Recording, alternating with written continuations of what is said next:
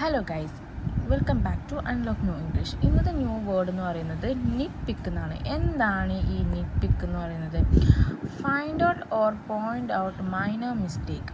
എന്തെങ്കിലും നമ്മൾ തെറ്റ് ചെയ്താലോ അല്ലെങ്കിൽ എന്തെങ്കിലും എഴുതുമ്പോൾ തെറ്റുണ്ടെങ്കിലോ വായിക്കുമ്പോഴോ തെറ്റുണ്ടെങ്കിലോ നമ്മൾ ഇംഗ്ലീഷിൽ എന്തെങ്കിലും സംസാരിക്കുമ്പോൾ തെറ്റുണ്ടെങ്കിലോ അത് പെട്ടെന്ന് ഒരാളും പോയിൻ്റ് ഔട്ട് ചെയ്യണതിനെ പറയുന്നതാണ് നിറ്റ് പിക്ക് പേഴ്സൺ എന്ന് പറയാൻ.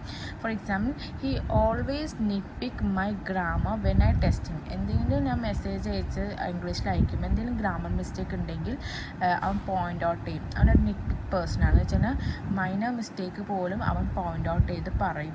അവനോട് എന്ത് പറയാനെങ്കിലും തെറ്റുണ്ടെങ്കിൽ അവൻ അപ്പം തന്നെ കണ്ടുപിടിച്ചിട്ട് പറയും. അതാണ് നിറ്റ് പിക്ക് എന്ന് പറയുന്നത്. Find out or point minor mistake. My teacher is a knit pick.